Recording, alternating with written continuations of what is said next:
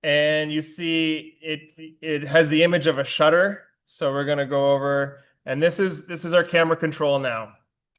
So the exposure time is up here. Then you can do an image, and it'll do like a preview. The bottom control here is filter wheel, so you can switch between which filter wheels you have. You can pull up the histogram, and then you can pull up a menu for the focuser as well. So this is the focuser. Sorry, no, this is the guiding. Yeah. So there's a PhD built in as well, similar with the ASI.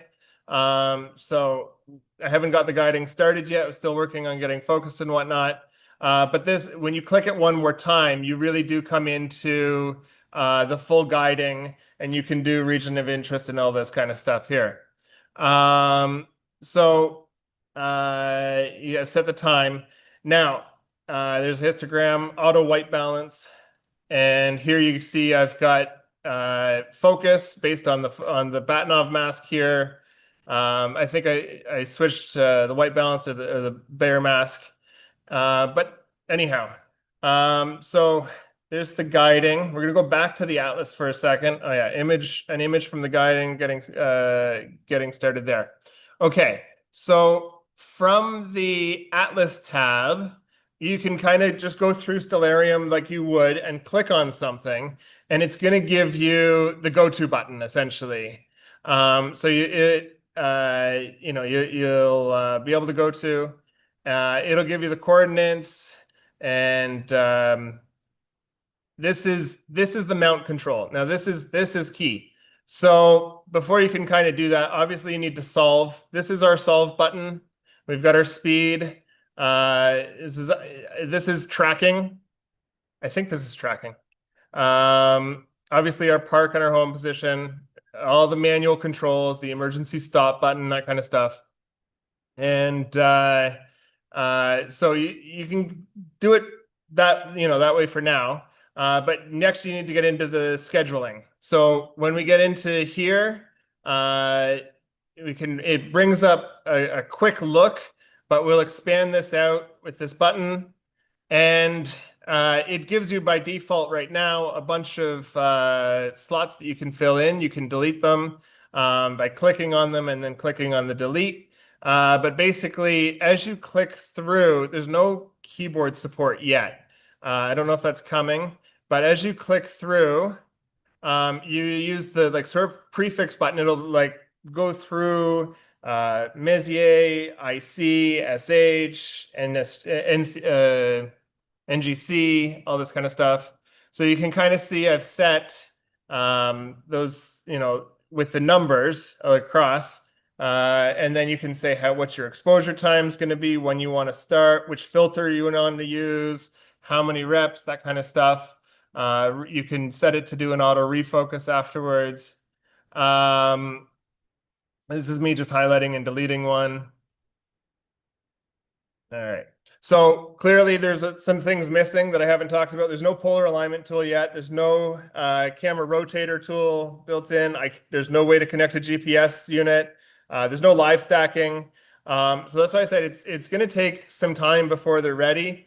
But basically, I just wanted to kind of, I had looked on the internet, and there's nothing showing any of what I've just shown you. So now when this goes to YouTube, there will be. That's all I really have, but functional, it is not easy. It's not as easy as my experience with the ASI Air yet. It'll get there, I think. But there's a lot of things that haven't worked, including the mount speed. I haven't been able to change that. I have been able to change the exposure times and get images and save them. But it's still pretty early. Now, the other thing is, so the release that I was running was April. Then there was a July release. the July release, I can't get it working on my Pi. Now, I don't know if that's because my Pi is a Pi 4 and they updated it for Pi 5. What's interesting is when you VNC into the machine, you see it's Raspbian there's K-stars, Indy, PhD, all that stuff is there, just like there would be on Stellar View Pro, I think it's called. Yeah, so that's all in the back end. What they've done is they have the two apps and the server for the interface to the Indy control essentially. Yes. Okay, so Mr. Ragav has received the Explore the Universe certificate for completing the observing program. If you want to know more about the observing programs, check out the National RASC website. There's a number of them, including the Explore the Universe is sort of the beginner level, but there's a Messier, there's 3 or 4 after that as well as imaging certificates. Now, I don't think anybody in our club has ever gotten an imaging certificate. I've looked at the requirements and they're not that hard. A lot of us have done it, gotten all the images, we've just never submitted. So I highly recommend.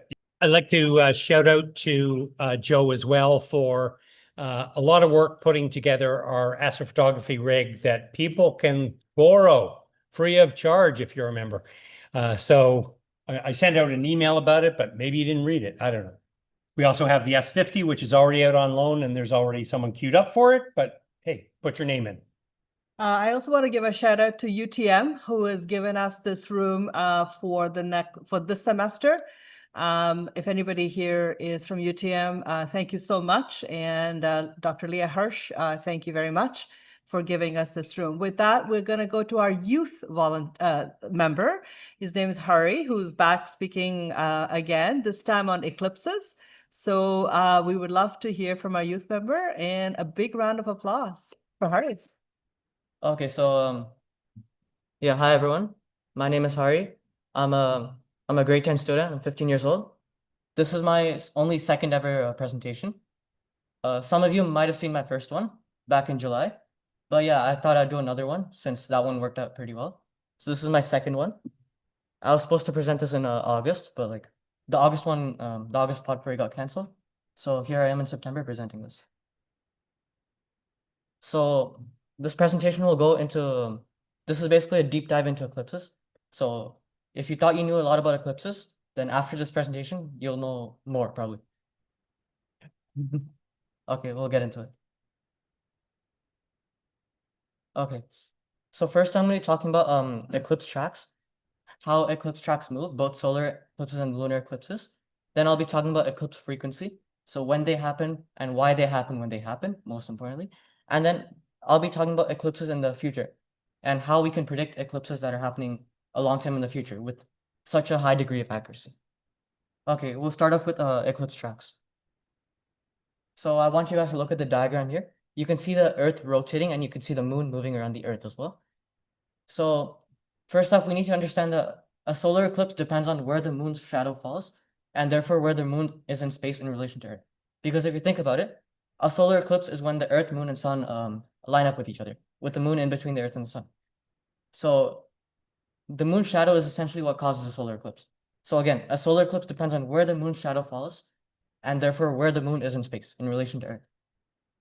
Now we're going to be talking about the speeds of the 3 bodies, the Earth, moon, and sun. So the sun doesn't have any orbital speed because it's not orbiting anything, at least if you're looking at the solar system, because the sun is orbiting the galaxy. But for this purpose, the sun has a speed of 0 kilometers per hour. It also isn't rotating or rotating fast enough. Now, if you look at the Earth is moving clockwise around Earth's south pole at a speed of 1,670 kilometers per hour. So this is almost 1.5 times the speed of sound, close to that. So yeah, and the moon is moving the exact same direction, clockwise around the Earth's south pole at a speed of around 3,690 kilometers per hour. That's around 3 times the speed of sound. Not that it's relevant because there's no sound in space. It's just to put it into reference. So obviously 3,690 kilometers per hour is faster than 1,670 kilometers per hour. Therefore, even though the Earth is rotating the same way the moon is orbiting Earth, the moon's shadow moves clockwise around Earth's south pole. So west to east. Again, this is due to the relationship between the moon's orbital speed and its distance from Earth. So we'll look at that in the next slide. So here's an analogy. Here's a good analogy. You're driving in your car in the right lane, so you're on Earth, and a gray car passes you in the left lane. So you can think of that as the moon. So the moon's passing you, if you can think of it like that. And then if you're looking at the moon, it looks like you're going backwards, even though both of you guys are going forward. Meanwhile, you see a car parked on the shoulder. So that's the sun. The sun isn't moving at all, and from your frame of reference, the sun is either moving backwards or you're moving forward. So I thought that would be a cool analogy. So again, this diagram shows the Earth and Moon rotating from west to east. So if you look at the shadow here, if you look at this person here, if you look at the shadow, you can see that it moves from west to east on Earth's surface. So you can see how this person would experience a solar eclipse moving from west to east, and also anyone on Earth's surface. So again, this would be looking at Earth from the South Pole, from directly above the South Pole, since the Earth rotates clockwise around the South Pole. So here are some hypothetical scenarios to demonstrate that fact. So if the Earth's rotation speed would be greater than the Moon's orbital speed, it's a hypothetical scenario, then solar eclipses would move from east to west across Earth's surface. This is because the Earth would be rotating so fast that the Moon's orbital speed would be irrelevant. The Moon's orbital speed would just be a lot slower than Earth's. And Earth obviously rotates east to west, so solar eclipses would move east to west across Earth's surface. If the Earth's rotation speed were approximately the same as the Moon's orbital speed, then solar eclipses might move from west to east across Earth's surface, slow down, come to a stop, or even move from east to west momentarily. This is because the Earth's surface is curved. So the distance between the Earth and the Moon is not the same for every single person at one instant in time. For people on the same side of the Earth as the Moon. This is because the Earth's surface is curved. For example, this place on Earth would be further from the Moon over here than, let's say, over here, as you can see with the person here. So again, this is because the Earth's surface is curved. However, and this is our current case, if the Earth's rotation speed is less than the Moon's orbital speed, then solar eclipses would move from west to east across Earth's surface. This is the current case. So the Earth and the Moon are rotating and moving in the same direction. So this means, as you can see here in the diagram, as I already showed you, the shadow is moving from west to east across Earth's surface.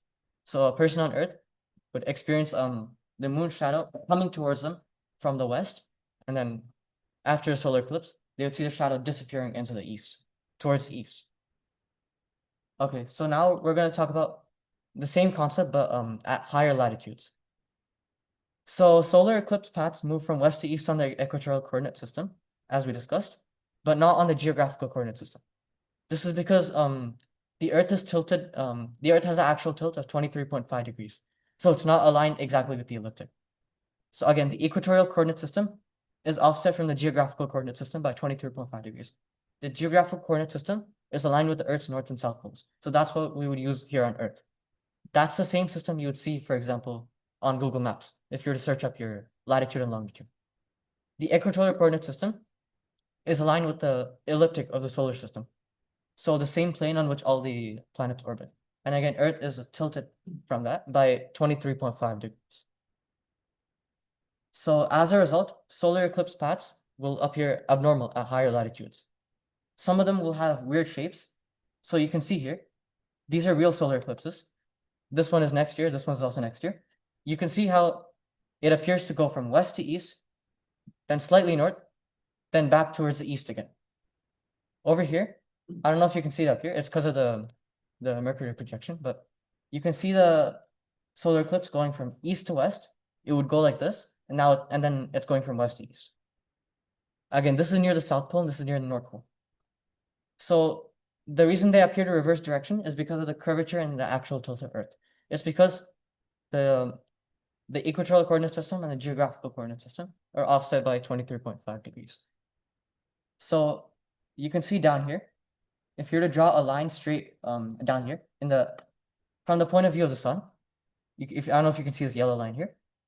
once you rotate the Earth, it looks a lot different. The line which used to be straight is now a lot different as soon as you rotate the Earth. So that is basically why the paths are curved and why they may appear to reverse direction. This is for the February 2026 eclipse, and this is for the August 2026 eclipse. Both are on opposite sides of the world. This one is near the South Pole, this one is near the North Pole. So for this one, it appears to first move east to west, then west to east. This one, exactly the opposite. First east to west and first east to west and west to east. As you can see again here, over here, you can see the line which is straight, but then once you rotate the Earth, you can see how the Mercator projection kind of distorts it. So yeah, that is basically why solar eclipse tracks look like that at higher latitudes. Okay, now we're gonna shift from solar eclipses to lunar eclipses. So to define a lunar eclipse, it's when the moon passes through the Earth's shadow. So the lineup would be moon, Earth, and sun. And as a result of that, it changes color. The moon and all celestial objects appear to move from east to west in the sky, on the Earth's sky, because this is why. The Earth rotates clockwise when viewed from above the South Pole, as we discussed previously. So that would be west to east. We know the Earth rotates approximately 360 degrees of longitude every 24 hours. So 360 degrees divided by 24 is 15 degrees. So we can tell that the Earth rotates from west to east at a speed of approximately 15 degrees of longitude an hour. Meanwhile, the moon orbits Earth the same direction, clockwise. When viewed from above Earth's South Pole, west to east, the moon rotates the same 360 degrees of longitude every 27.3 degrees around Earth. So this would be what's called a sidereal mode. We'll get back to that later. 360 degrees divided by 27.3 is 13.1868 degrees. And since one day is approximately 24 hours, if you divide that value by 24 hours, you get 0.5495 degrees. So based on this little napkin math, we can conclude that the moon orbits Earth from west to east at a speed of approximately 0.55 degrees per hour, degrees of longitude per hour, compared to the Earth's rotation speed of 15 degrees of longitude per hour. Obviously, the Earth's rotation speed is much larger than the moon. So 15 degrees per hour divided by minus 0.55 degrees per hour equals 14.45 degrees per hour. So this is why, even though solar eclipse paths, even though the moon's shadow appears to move from west to east, the moon still moves from the moon and all objects still appear to move from east to west in the sky. So again, for the exact same reasons, during a lunar eclipse, the moon also appears to move from east to west across the Earth's shadow at a speed of 14.45 degrees per hour, approximately. If you really think about it, there's not really much changing during a lunar eclipse. The Earth's shadow is always there at a fixed point in the sky, and the moon just happens to move across it every couple of months, depending on where you are. So not really much is changing. So you can think of it as exactly the same way that the moon would normally behave, going from east to west across the sky. So you can see this diagram. This is how a lunar eclipse would appear if you could see Earth's shadow. So the moon appears to move from east to west across the sky, and the shadow on the Earth's shadow appears to move from west to east on the surface of the moon. If you look closely over here, you can see the west part of the moon, it gets covered first, and then the eastern part of the moon gets covered first. So if you're looking from Earth, you can see that the western part of the moon gets covered by the Earth's shadow first, and the eastern part is the last to leave it.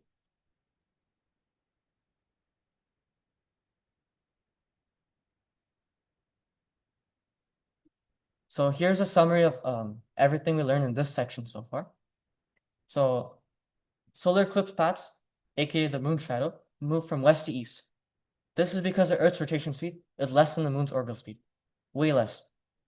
At higher latitudes, the moon's shadow may appear to momentarily move from east to west before reversing direction. This is a result of the Earth's 23.5 degrees axial tilt. Despite this, the moon's shadow is still moving west to east on the equatorial coordinate system. The moon and therefore lunar eclipses appear to move from east to west across the sky at a speed of approximately 14.45 degrees of longitude per hour, as we calculated. All other celestial objects appear to move from east to west across the sky at a speed of around 15 degrees per hour. So the moon and all objects move from east to west, but the moon moves slightly slower than all other objects. This is because the moon is moving in the opposite direction in reality, but the Earth is rotating in the other direction much faster than the moon is moving from the point of view of Earth. So again, this is a summary of all we learned in this section, so we'll move on. Okay. Eclipse frequency. So again, this diagram is important. This diagram is from the perspective of Earth. So I've centered Earth on the diagram. So it looks like the sun and moon are moving. So the moon's orbit is tilted 5 degrees with respect to the ecliptic or the equatorial coordinate system. Similar to how the Earth's axis of rotation is tilted 23.5 degrees. This means that there are two nodes in space. That's what they're called. There are two nodes in space at which the moon's orbit intersects the plane of the ecliptic. So whenever one plane is tilted from another plane, there's 2 points at which they intersect. So an eclipse occurs when the moon, the Earth, and the sun are aligned in a straight line, and when the two nodes are less than 17 degrees away from this line. So this naturally means that there are only 2 eclipse seasons per year. Those 2 eclipse seasons occur when the moon and the sun both line up along this line and within this window, 17 degrees along the moon's orbit. So again, these are the only times when eclipses can happen. So if you look at this diagram here, we're just going to wait for eclipse to happen. There. So you can see the sun and moon lined up over here once in this window, and then again here once. So that would be 1 lunar eclipse and 1 solar eclipse. We call this eclipse season, but we'll get to that later as well. So again, let's wait for one more.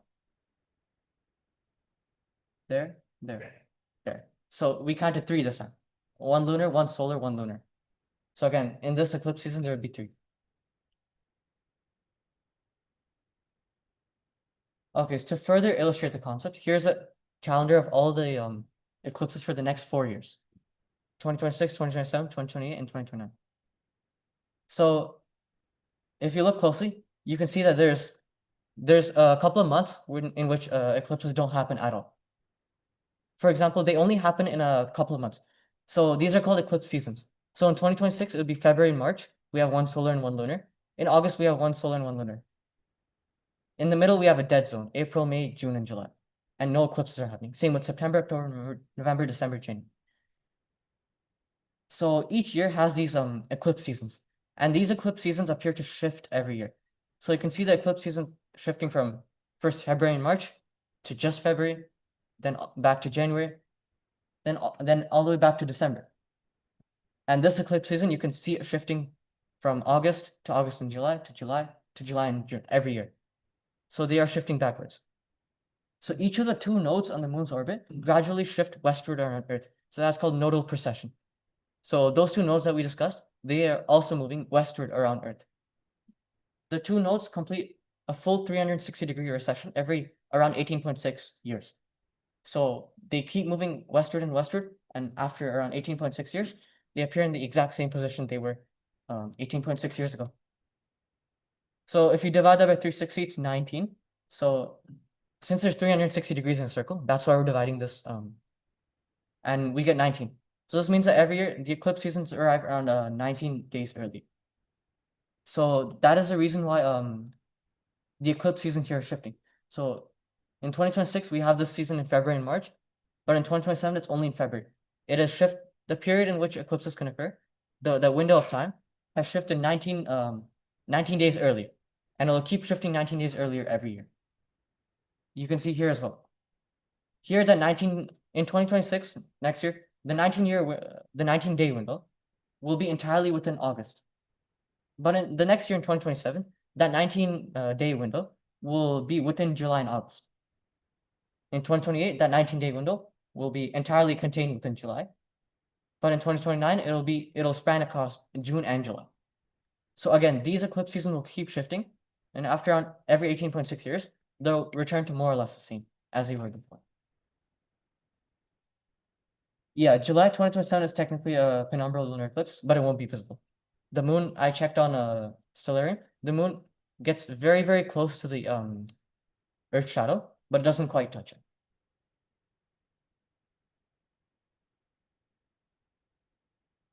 Okay. So we're gonna be looking at how many eclipses will happen in a given year. So we already know that each year has 2 eclipse season, and each eclipse season lasts around 34 days. So the moon must be within 17 degrees of any of its 2 nodes to produce an eclipse. So the moon's orbit is a circle with 360 degrees. Therefore, 17 times 2, 34. 360 divided by that would be 10.59. And you divide the number of days in a year, around 365.24 by that, you get 34. So that's why each eclipse season lasts around 34 days. So each eclipse season will produce around 2 to 3 eclipses. And it can be either 2 solar and 1 lunar, or 2 lunar and 1 solar. Those are the only 2 possibilities. On very rare occasions, so no more than once a year, an eclipse season can produce 4 eclipses. And even more rare, each year, each year will produce 4 to 7 eclipses. So 7 eclipses is very rare. That's what I meant to say. So if 7 eclipses ever happen, it'll be 4 solar, 3 lunar, or 3 solar, 4 lunar. Those are the only combinations that can happen. So most years will have 4 to 5 solar and lunar eclipses. Some years can have 6, but very rarely you'll get a year with 7 eclipses. So if you see here, next year we have 4, 2028 we have 5, 2029 we have 6, which is even more rare, and then 7 eclipses is extremely rare, but we do have it in 2038, and the next time after that won't be for like a long time. Now we'll be talking about the Saros cycle. So the Saros cycle is a combination of 3 cycles. It's when three distinct cycles align exactly with each other, and we're going to be seeing that. So the synodic month, which is the time it takes from new moon to new moon, or you can think of it as a month in which phases change, phases of the moon. So that's approximately 29.5305 days. The draconic month, which is node to node, is approximately 27.21222 days. So we discussed the nodes of the moon's orbit. So the draconic month is it's different from the month of the phases. It only calculates how long it takes the moon to get from one node to the other. It doesn't care if it's a new moon or a full moon. Although it'll always be a new moon. And finally, we have the anomalistic month, which is perigee to perigee. So perigee is the closest the moon gets to Earth. Is the closest the moon gets to Earth in its orbit. So that is approximately 27.554455 days. As you can see, all these values are extremely close to each other, which means that at some point in history, they will definitely align with each other. As you can see, they align approximately every 18 years, 11 days, and 8 hours, because the synodic month, 223 synodic months, 243 draconic months, and 239 anomalistic months are almost exactly the same. 6585.32, 36, and 54. So after around 6,585.3 days, or 18 years, 11 days, 8 hours, the moon will be at the same phase, the same node, and the same distance from Earth. So that means a nearly identical eclipse will happen after one Saros cycle, but shifted 120 degrees west in longitude. Why? Because of the fact that these 3 values don't exactly align. So you can see 0.32, 0.33, 0.36, 0.54. So they are differing a bit, but this is around the closest they get. So here on the right, you can see two maps of eclipses that happen at different times in history. You can see that the eclipse paths are almost exactly the same, just shifted 120 degrees west in longitude. So this one is over Asia, Africa, Middle East, right? And the Atlantic Ocean. This one is the same, but shifted west over only North America. So a nearly identical eclipse will happen after one Saros cycle, but shifted 120 degrees west in longitude. Here's some math. 1 day equals 24 hours. 24 hours divided by 8 hours is 3. Divide 360 degrees by 3, 120 degrees. Earth rotates west to east. So that is why each cycle, the eclipses are shifted 120 degrees west in longitude. So again, these are the maps of the eclipses. You can see how they are shifted. And the time between March 29, 2006 and April 8, 2024 is exactly 18 years, 11 days, and 8 hours, calculating the time of the eclipse. This is another cycle. This goes into even more detail. So it's called the exolignal cycle. So each cycle, you know how each cycle sees an eclipse shifted 120 degrees west, right? Well, if you keep adding 120, 240, 360, there's 360 degrees of longitude, so you get back to where you were. That means 3 cycles equals 1 exolignal cycle. Every 3 cycles, it's supposed to say, every 3 cycles, the same eclipse will repeat, but with more accuracy than 1 cycle. The same type of eclipse, same longitude, same time of day, separated by this exact amount of days, 19,756 days. Again, this is known as the exolignal cycle. So 1 exolignal cycle equals 3 cycles equals 19,756 days, or 54 years, 33 days, and 9 hours. Again, here's an example. This time it's a lunar eclipse. These are 2 lunar eclipses happening at different times in history. And I've added the time as well to be more precise. So if you do the math, you'll find out that these 2 eclipses are exactly 54 years, 33 days, and 9 hours apart. And they are the same type of eclipse, so they're total lunar eclipses. They are the same longitude. So as you can see, they occur in approximately the same area of the Earth, and they're also approximately the same time of day. This one's at 8:32. This one's at 7:20. And yeah, the only difference is that they're separated by 19,756 days, or 3 cycles, or 1 exolignal cycle. So yeah. This is a summary of everything we've learned in this section so far. The moon's orbit is tilted 5 degrees from the ecliptic of the solar system, resulting in 2 nodes. This produces 2 distinct eclipse seasons each year, each 34 days long. Not 19 days, 34. Each year, the eclipse seasons arrive 19 days earlier, as the nodes shift westward around Earth. These nodes complete a full 360-degree precession every 18.6 years, since 360 degrees divided by 19 is 18.6, as we explored. Each eclipse season produces 2 to 3 eclipses. It can be either 2 solar and 1 lunar, or 2 lunar and 1 solar. It can never be 3 solar or 3 lunar. Each year, there can be 1 eclipse slightly outside of an eclipse season. So, if you recall, we talked about the July 2027 penumbral eclipse. Well, not really penumbral, because the moon got really close to Earth's shadow. The moon will get really close to Earth's shadow. It'll actually go a bit into the penumbra, but it will not be visible at all from. Therefore, each year will produce 4 to 7 eclipses. The max you can get is 7, and that will only occur if you have either 4 solar, 3 lunar, or 3 solar, 4 lunar. The Saros cycle, as we discussed, is 18 years, 11 days, 8 hours. It produces similar eclipses. The eclipses won't be the same. They're similar. Again, they're shifted 120 degrees west in longitude, which means they occur at a different time. The exolignal cycle, however, is 3 Saros cycles, 54 years, 33 days, 9 hours. Produces even more similar eclipses. So same longitude, same time of day, and same type of eclipse. Sure. So this is the last section. It's a really quick section. It's about eclipses in the far future and what we can expect of eclipses in the future. So this is the Earth. Look at the diagram. This is the Earth, and this is the moon when it first formed at 28,000 kilometers away from Earth. By the way, this entire diagram is to scale. Not the sizes of the Earth and moon, but the distances are to scale. Fast forward a couple billion years. You have the moon over here. You have the moon within this window. So this is the perigee of the moon and the apogee of the moon. So the minimum distance for solar eclipses to happen is 373,747 kilometers.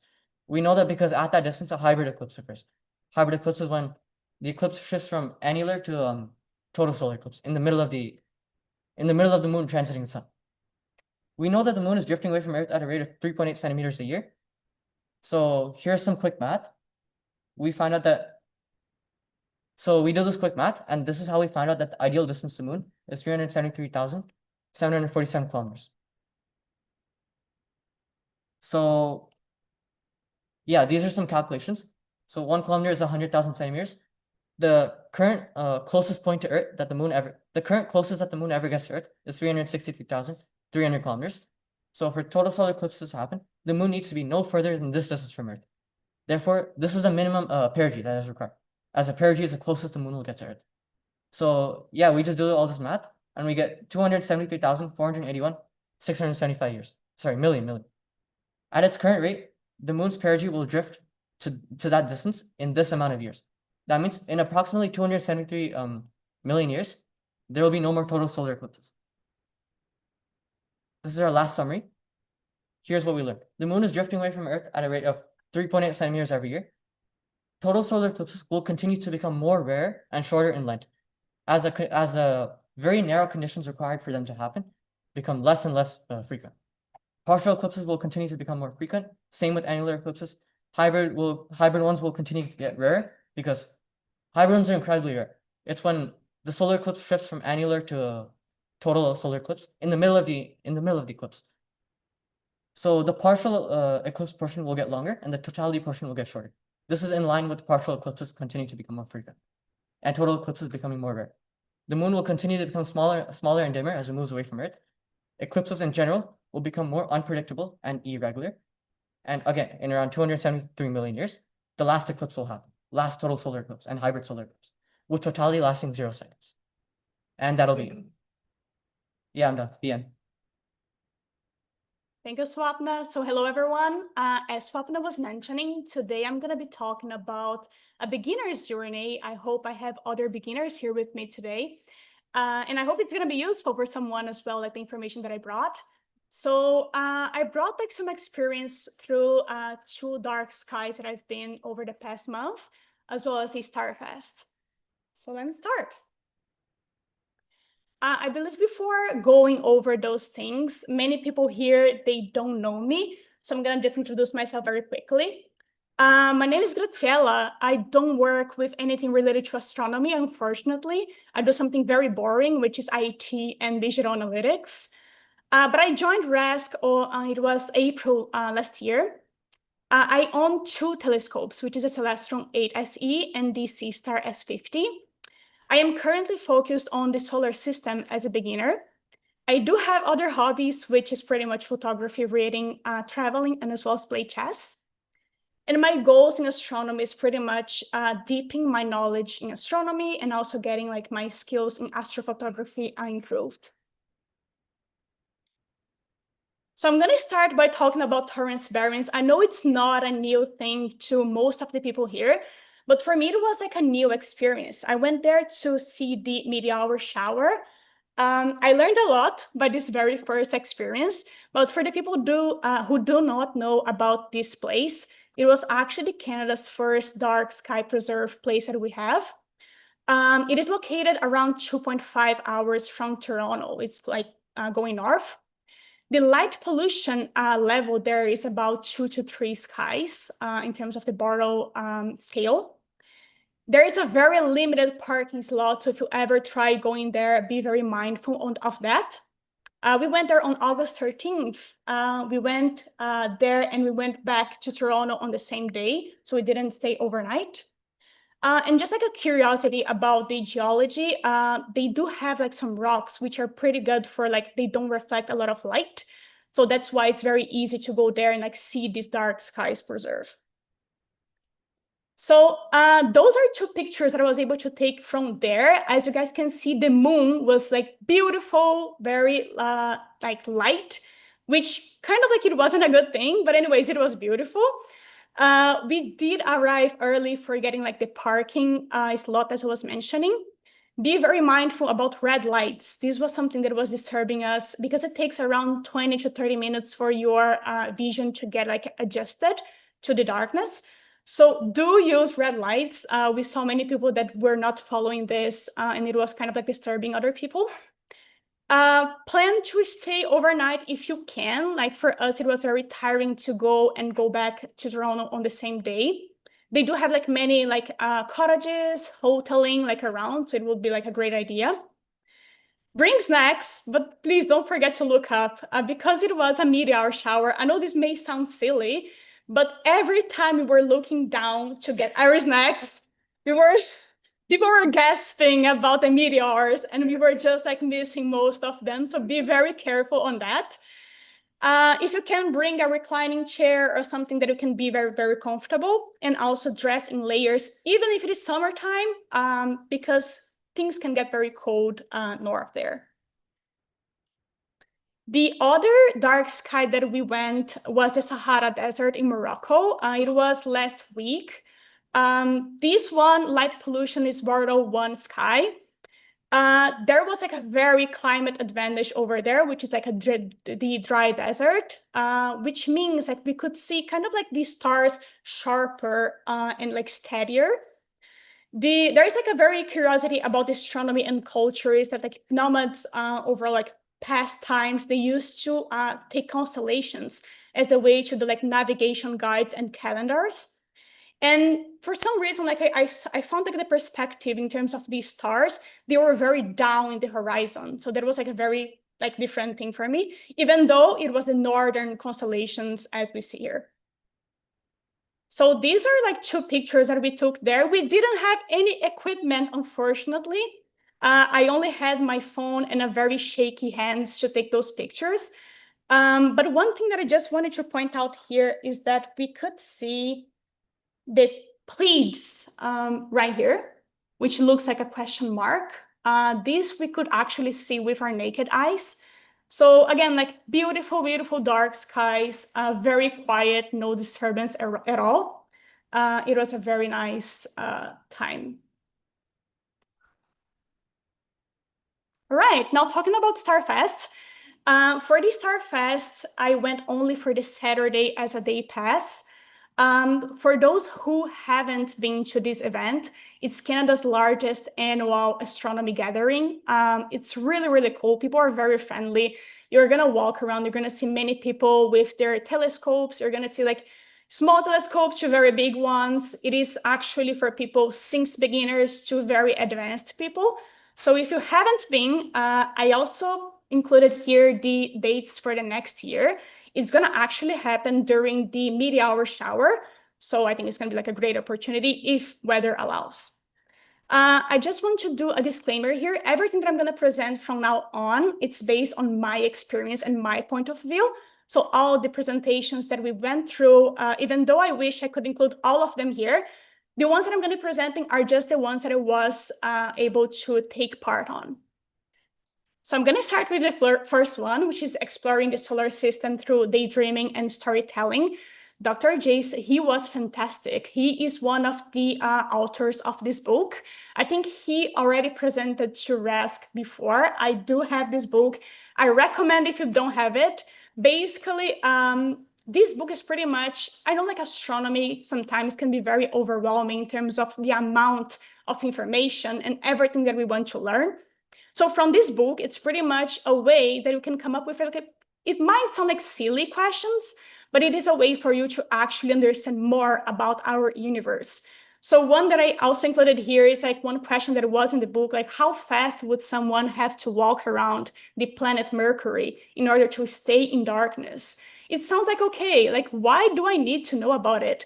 But if you actually come up with the explanation behind, we start learning a lot.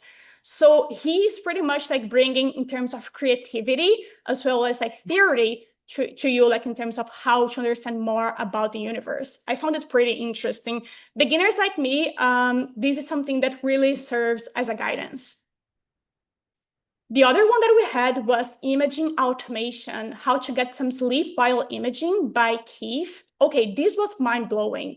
Basically, Keith was able to create a complete automated system with lots of like, if it starts raining, like he has a dome for his telescope, the dome will close automatically. And then if the weather looks nice, they will have like some sensors that will, okay, be able to see, okay, it's not cloudy anymore. Let's open up the dome. Let's start capturing some images. So everything, he did this through a system. If you guys are more interested about how he built this, please reach out to him. I don't have any more information, but it was very, very interesting on how he did this. The other one was Photons to Photos by Dr. Ron Bratcher. Dr. Ron Bratcher is actually very experienced in PixInsight. This one was also, as a beginner, it was mind-blowing for me because he was able to go over some examples from beginning to end. So things actually like doing the stacking, removing noise, and it was also theory. It was always really, I would say, you know, I really wanted to know more about what is the theory behind all those beautiful pictures that we see. Like, is it the color correct? You know, like, is it too red? Is it too pink? Like, what exactly is the theory? So he was able to prove and also to provide us like some information on how to come up with those things, but also following up something very close to reality, which was pretty good. He does also have a website. So if you're interested, just search it up, his name, and you're going to find more information. The last one that I want to talk about was my favorite one. This was actually Illuminating the Dark Universe, How Cosmic Surveys Uncover Dark Matter and Black Holes by Dr. Ting Li. She was also like incredible. Basically, she's one of the brilliant minds behind the discovery of this S5HVS1 star. Just like a very, again, like a beginner's view of this, my understanding is that it's a hypervelocity star traveling fast enough to escape the Milky Way. Basically, what happened is like there was two stars doing the gravitational dancing, and then they passed by a black hole. One of these stars got captured, and then the other one was actually flung out with like a very high velocity. So this pretty much demonstrates the Hill's mechanism in action, like how black holes can actually tear apart like star systems. And it's very, very interesting. I did read the article that they have also on Google. So if you guys have any interest, you can also search it up. Some honorable highlights that I have for this day. Some people were able to actually see Starlink train sighting. I was not, unfortunately, but lucky ones were able to capture those videos. It was fantastic. It looks like a bright line dots gliding across the sky. If you guys are interested, you can also search it up. The end of the event, we did have some prizes and giveaways. That one was actually something that I was not expecting. They were really like doing very amazing prizes, like very big telescopes, things like that. So it was very worth it. Congratulations to anyone who actually won, which was not me, but anyone who won, congratulations. We also had the astrophotography contest results, stunning entries also from this group. So congratulations to anyone that actually ended up winning. And I can't actually miss Peebles Family Buffet, which was fantastic. Oh my God, I actually learned that Starfest is not about astronomy only, but also about really good food. Yeah, just like a final picture of everyone that was present there on that day. It was fantastic. I really hope to see everyone next year as well. And thank you so much. So this talk reminded me of, I've only unfortunately been to Starfest only once, and that was my first year. So your talk, Graziella, was very similar to what I did almost a decade ago. So I have to get back to Starfest at some point. Thank you so much. Amazing talk, lots of fun. And I wanted to give a shout out to Hari too for a very informative talk. I learned a lot from him. With that said, it's a very timely talk that Ron's going to talk about is 3i Atlas. So Ron's been keeping me in a bit of a mystery. So over to Ron. I want to start with something else. I've been working for years on a project to provide activities for school astronomy clubs. And I have a website that's finally set up. Its format is horrible, so it needs a lot of work, but all the information is there. I'm not lying that there are 100 activities at the elementary level and 100 activities at the secondary, some in both, but I mean, it's there. And I'm asking if people, I'll send an email out to everybody on the group, but I'm asking if people could at least go to it because that helps with the search engine optimization process. I don't know if the length of time you stay makes a difference as well, but I'd be grateful if you would do it. And I will post that to the whole group with the website. Anyway, I am so fascinated with 3I Atlas. And I wish we did more because I think it's a wonderful opportunity to promote astronomy, but basically we're almost too late, but that's there. Now, where's the mouse or whatever for switching? Oh, here. Okay, good. Anyway, here we go. I have some regrets in life. And I once drove to a wonderful place near Luther Lake by Grand Valley. And I took a picture of the sky with Pluto. And 2 nights later, I came back and also took a picture of the sky a little bit earlier in the evening of Pluto. And I'm not going to waste time with you finding, but planets move from, I don't know whether it was a planet. No, it wasn't a planet in 2015, but anyway, most solar system, but not objects, but not all go from this way. So wait a minute, where's the mouse? So this is Pluto behind that triangular star. See it, there's nothing there. And in the second one, it's moved to there.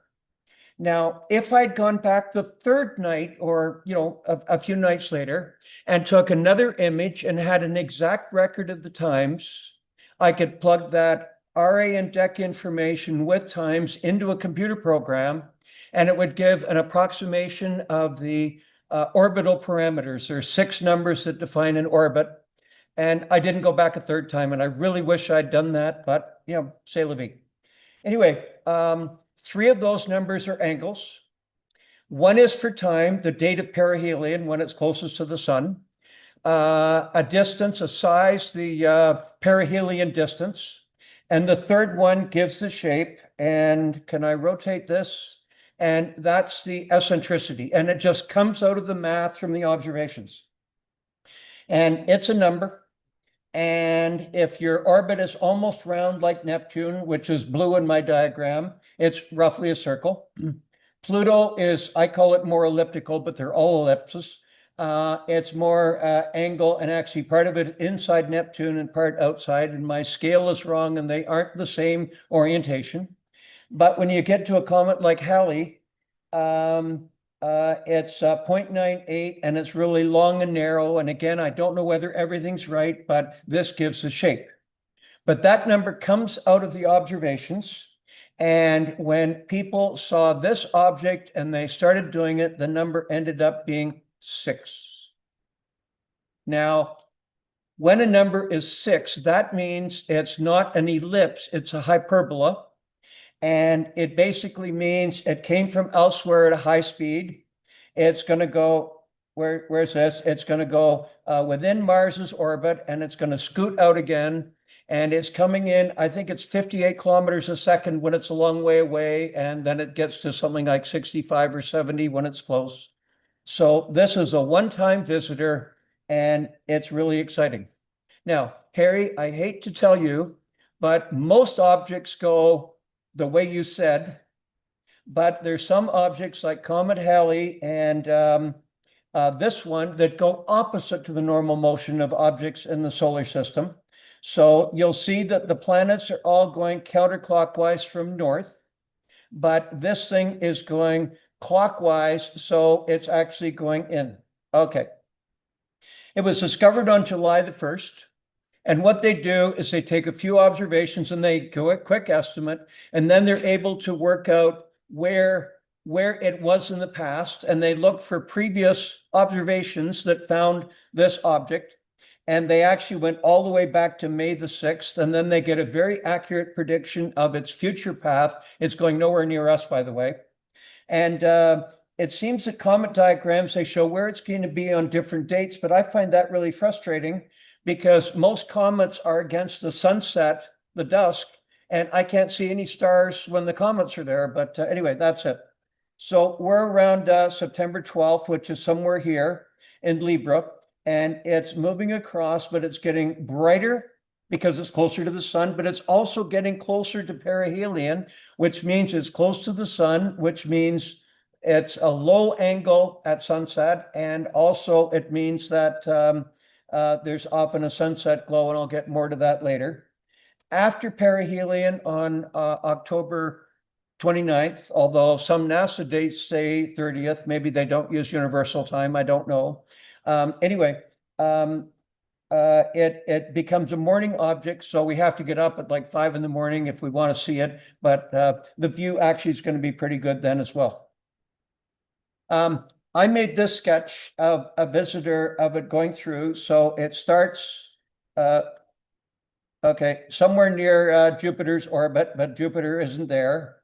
On October 3rd, it's going to be a fifth of an astronomical unit from Mars, and any telephoto lenses on rovers are going to be looking for it because it's going to be stunning to see. 29th perihelion, and it turns out it's going to be close to Jupiter in March. So it's and also Venus is going to be on that side, so it's going to be close to 3 planets. Unfortunately for us, we're on the opposite side of the solar system when this great show is happening. And if it had come 6 months earlier or later, we would have had a stunning show because it would have been an evening object. We could look, if we had been here, we could see it in the evening against a dark sky. And it might have been naked eye or maybe binoculars, but it's unfortunate that we couldn't see it. Okay, the discovery was July the 1st, and I'm not sure exactly where they worked out it came from. It's all calculated, but it's somewhere near the center of the Milky Way. And I saw a paper, I didn't read it, but I looked at the abstract, where these people have worked out from data that they know about where different stars in the galaxy move, and they're able to work out that the red lines, can you see the red lines here? The red lines are the object, and the yellow lines are our solar system, and it meets somewhere here. I blew it up there, and they've able to work out where it's going to be. And apparently it's never been in like 100 million years within a light year of another star. So there's no evidence based on that of what they have. And they also have worked out where it is, like, is it above the Milky Way or below? And there's possibility it's billions of years old, maybe older than our solar system, meaning it formed in an earlier system. Mars is 4 and a bit billion years old. So that's kind of interesting. TESS is a spacecraft to look for planet transits. And in a planet transit, it goes across a star, and it makes the star a little bit less bright, like 1 part in 100 or 1 part in 10,000. And then it goes across, and from the change in brightness, they get all sorts of properties of planets. So it's really good at finding sensitive changes in brightness. And they found evidence of this thing going back to May the 6th. And it was still emitting gases then, so it had a coma glow. And there was no rotation, brightness, or change observed. So my theory is maybe it was pointing, pretend this is a bottle of champagne. Okay, my theory is it might be actually pointing straight at the sun. So it's going towards the sun like this. Oh, maybe I should stay by the microphone. It's going towards the sun like this. It's giving off particles. And it turns out a lot of those particles are forward, and which is kind of strange because you would expect the tail to be backwards, blown by the solar wind and the solar photons. This diagram, and I can't remember where it came from, but it said to the sun. But this object goes not towards the east, but it goes towards the west because it's going in the different direction than the rest of the solar system. And whoever made this diagram screwed up the label. Anyway, notice that the center is here, the nucleus is here, but there's more dust on the direction going towards the sun, and maybe it's because it's spinning like this, and it's going towards the sun. See, I said there was a purpose. Here's an object. Here's a picture taken by a telescope in Chile, Gemini. There's one in Hawaii as well. And this was late August, and see, it now has a tail because the direction to the sun is towards the right, and the tail is now going in the back. And it could be that it's warmer and certain components are now vaporizing or sublimating, or it could be there's just more solar wind to push it or solar movement. Now, this is a web image from August 6th. And the sun, I showed the sun movement here, and notice there are a series of squares, and this blew me away. The web has something called near spec. I have no idea what it stands for, and I'm not looking it up. And on Earth, it weighs about 1 kilogram. So this device weighs about 1 kilogram. What it does is it splits the light coming in into 30 strips, each 1/10 of an arc second wide. And my telescope, I can see details to two or three arc seconds. So that's incredibly small. Then the device also takes each of those strips and chops them into 30 different data points. So you end up with 30 times 30 or 900 data points that it takes of a particular object. So you can see details around it. And I didn't know that was in the web. It's just amazing. And what they found is that the carbon dioxide is much higher than the ratio to water than normal. It's something like 8. And this is really weird. And somebody said, well, it's not a comet because that's not typical of comets, but I'll get to that in a little bit. I just want to take a slight tour to frost lines. So if Neil and Buzz, when they landed on the moon, said, we're going to celebrate. So they poured some scotch on an ice cube and they drank scotch on the rocks. And when the capsule got all the air out, they just threw the ice cube outside on the moon. That ice cube would very quickly, at the temperature of the moon, sublimate away and turn into water vapor that then would escape all over. That's because Earth is inside the frost line from water. But if you go further out and maybe are on a moon of Saturn or of Jupiter that's not hot like Callisto or something or other, Io is quite hot, you would find that that ice cube would stay put because it's outside the ice line for water. But carbon dioxide has a frost line, that's further out somewhere around Jupiter, and carbon monoxide is even further out.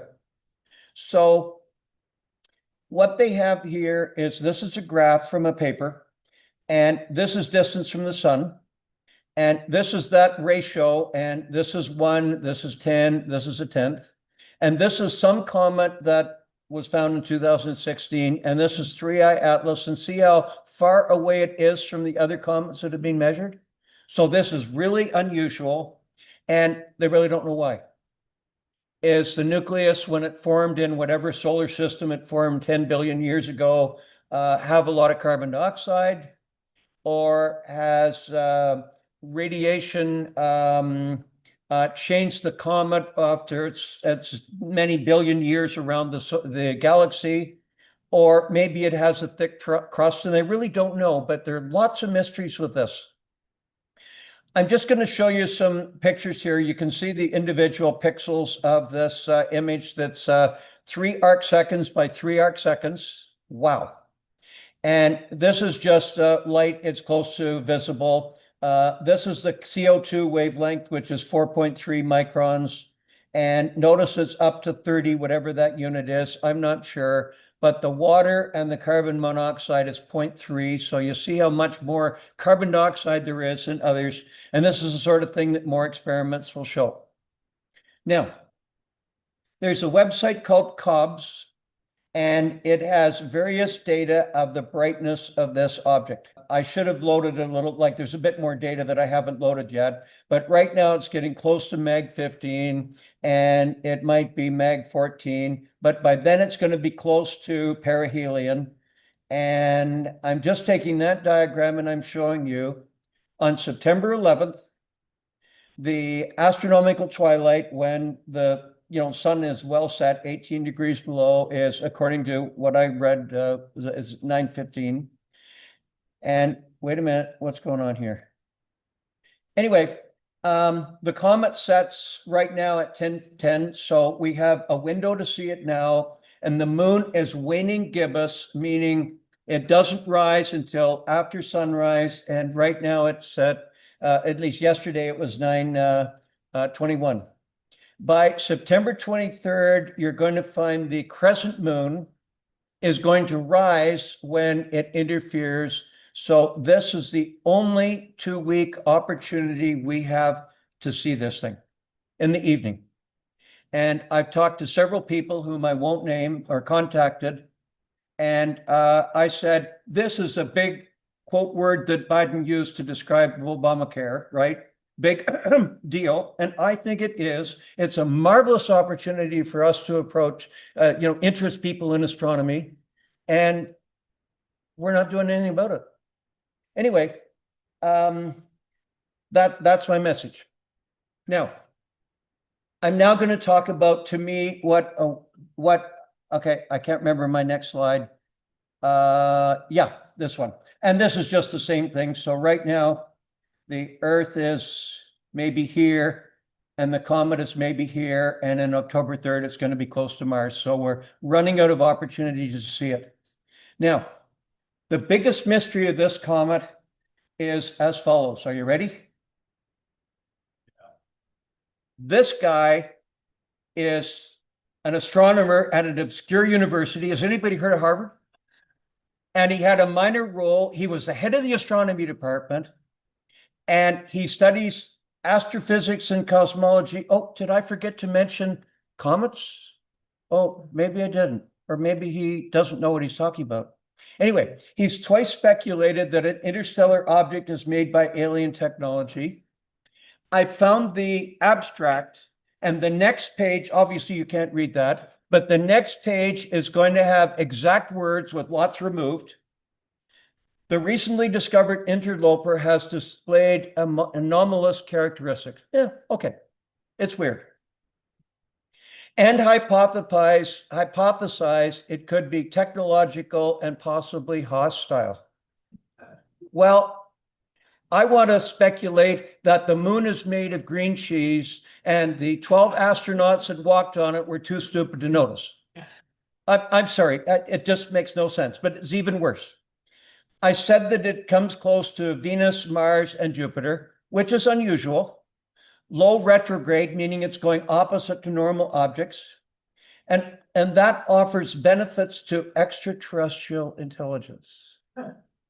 Now, the ultimate one is the last. The eclipse by the sun from the Earth, i.e. we're on the opposite side at perihelion, would allow it to break and stay bound to the sun. Now, I'm going back to my diagram here. This thing here is moving at something like 65 kilometers a second. The Earth is moving 30 kilometers a second in the opposite direction. So what this thing would have to do is to slow down either the whole object or this spacecraft that is going to examine us. And it would have to slow down from 65 kilometers a second. He said break, but I mean, that's huge. I think it takes 11 kilometers a second to launch from Earth. I'm not sure, but it's something like that. And then it's got to turn around and go 30 kilometers a second our direction. I mean, it just doesn't make sense. But Elon Musk says, if confirmed, 3i Atlas is an alien spacecraft and we need to run or destroy. Is the world going mad? Anyway, it's a wonderful object, and I beg people with appropriate optics to give a crack at seeing it. And I think it would be wonderful if somebody had a big telescope, I'm talking about this big, like the DDO or the York University one or whatever. And I think you could run a thing where you say, public, see this thing.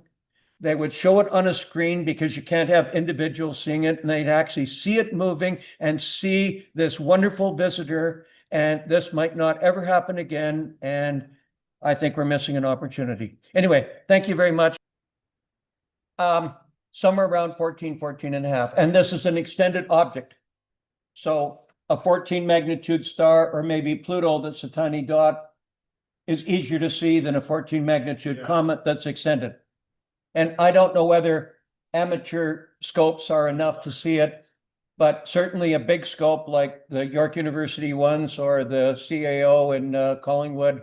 And I've talked to a number of people, let's make a big deal about it. And I'm obviously not very persuasive because I haven't got much success on that, but to me, this is a great opportunity. Okay, Keith, you're wondering if the reason that solar system comets that we have now would have what do you call it? Have passed the sun and maybe got their CO2 to H2O ratio back to the normal. Yeah. Yeah, but basically it's a small amount of water. There are some comets that my understanding probably came inbound from the first time. And I'm not quite sure how astronomers can measure. What's that? Yeah. So there are some, it formed there, but this comet has spent maybe 10 billion years, I mean, who knows, going around the galaxy, and closest with the approach, according to the models of what the stars are in the galaxy, is 1 light year. And, you know, it's basically got formed in some solar system, something kicked it out, and for some reason it's moving quickly compared to us. Okay, I'll just mention, I did email Elena, and she's right now at Killarney, and I don't know when she's coming back or maybe is back, but please do that. Because I think if we could get it working, we could promote the hell out, we could promote the heck out of this with the public, and I think people would flock. I remember there were 100 people lined up to see the transit of Venus in my scope. And unfortunately, it clouded over halfway through, and my other scope had another 100 people in a line. Like this is such a unique event, and it would be great to make the public more aware of it.